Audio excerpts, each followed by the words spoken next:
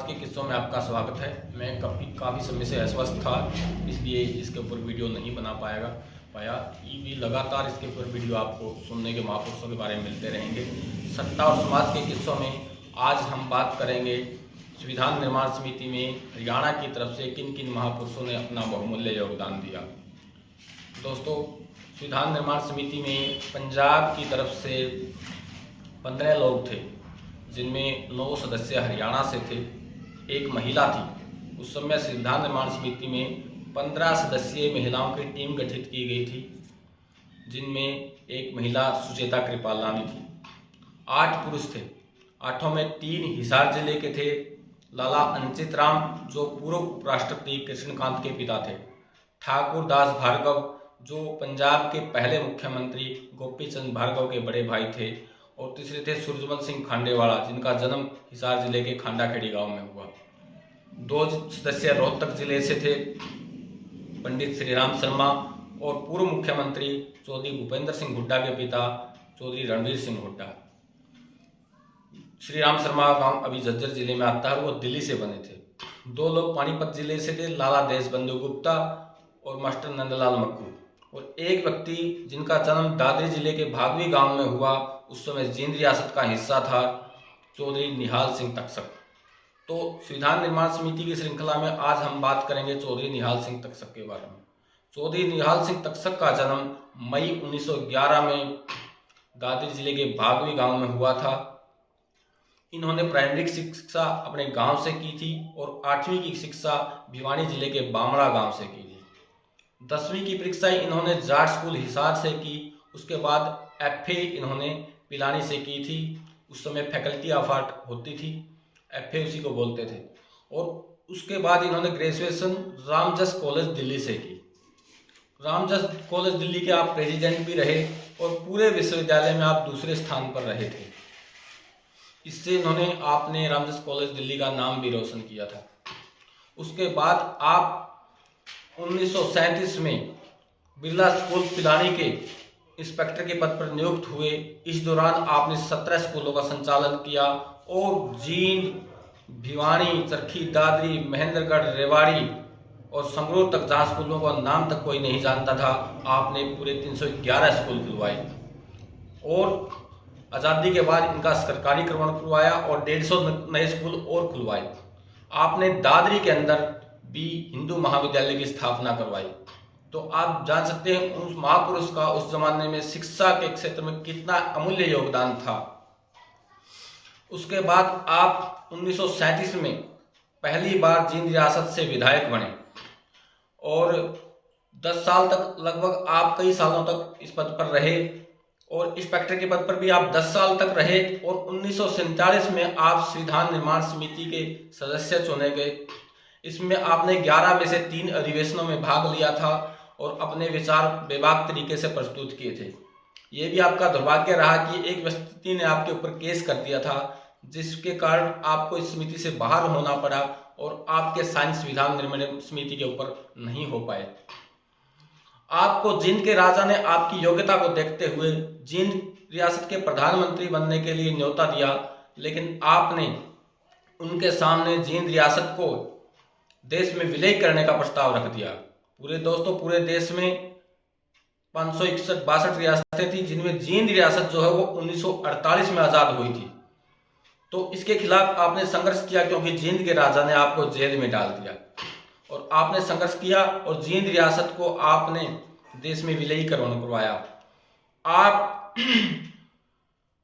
संयुक्त पंजाब में पेप्सू होती थी उस समय, जब 14 रियासत होती थी। हरियाणा की तरफ से केवल जींद ही है अभी। उस समय 14 रियासतों होती थी, जिनमें से 8 को मिला के पेप्सू बनी थी। आप पेप्सू में पहले शिक्षा मंत्री भी बने और इस दौरान आपने अनेकों प्रदेश में और भी अनेकों स्कूल खुलवाए और पढ़ने के लिए अनेकों लोगों को आपने प्रेरित किया। आप उसके बाद 1951 में पेप्सू में वित्त मंत्री रहे। कर्नल रघुवीर सिंह उस समय मुख्यमंत्री होते थे। आपको पहला वित्त मंत्री बनने का भी आपको गौरव प्राप्त है। 1955 तक आपने इस पद पर कार्य किया। उसके बाद 1956 में पेप्सू मर्ज हो गई। इसके खिलाफ आपने आंदोलन छेड़ा और आपने कांग्रेस को छोड़कर अकाली दल में शामिल हो गए।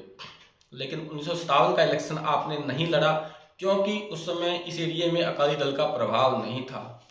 आपकी उस समय प्रसिद्धि इतनी ज़्यादा हो चुकी थी कि उस समय के तत्कालीन प्रधानमंत्री पंडित जवाहरलाल नेहरू ने कहा था कि मैं निहाल सिंह तक्षक की हार देखना चाहता हूं। आप इससे अंदाज़ा लगा सकते हैं कि उस समय इनकी प्रसिद्धि पब्लिक के दिलों में कितना राज ये करते थे। 1962 का चुनाव जब आया तो आप कांग्रेस से बाहर थे। जो पंडित जवाहरलाल नेहरू ये कहते थे कि मैं निहाल सिंह तक्षक की हार देखना चाहता हूं, उन्होंने चौधरी निहाल सिंह तक्षक से आग्रह किया कि चौधरी साहब आप कांग्रेस से जुड़ जाइए, कांग्रेस को आपकी बहुत ज़रूरत है। तो 1962 में इन्होंने लोहारू से चुनाव लड़ा और चौधरी जगन्नाथ के मुकाबले में 160 वोटों से हार गए। इसका भी एक किस्सा है कि जब आपने लोहारू से चुनाव लड़ा तो पंजाब के मुख्यमंत्री बृषभान रहे थे, जो वो आए थे और उन्होंने इसके खिलाफ प्रचार किया था और इन्होंने ये भी कहा था कि मैं इनकी हार देखना चाहता हूं। और उस समय इलेक्शन भले ही हार गए लेकिन दिलों पर राज किया।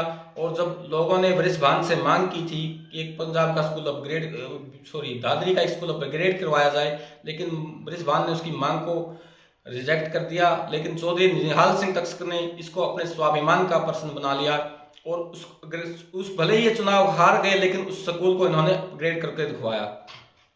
1975 में आप अबरदस्ती के दौरान जेल में भी रहे और दादरी के अंदर आपने काफ़ी शिक्षा के क्षेत्र में महत्वपूर्ण कार्य किए। चौधरी निहाल सिंह तक्षक का जो है अक्टूबर 2001 में निधन हो गया। सारी उम्र जो व्यक्ति रियासतों से टक्कर लेता रहा, हमेशा किराए के मकान में रहा, खुद का इनका मकान भी नहीं था। इतने ईमानदार व्यक्ति थे चौधरी निहाल सिंह तक्षक। इन्होंने 1939 में जब प्रजामंडल की स्थापना की थी, उस समय अनेक लोग जो बड़े बड़े पदों पर गए, उन्होंने प्रजामंडल से जुड़ने के लिए आग्रह किया और इनके साथ जुड़कर लोग अनेकों पदों पर गए, जिनमें चौधरी ज्ञानी जैल सिंह थे जो देश के राष्ट्रपति बने। उस समय पटवारी होते थे तो उनसे इन्होंने आग्रह किया कि आप प्रजामंडल से जुड़िए।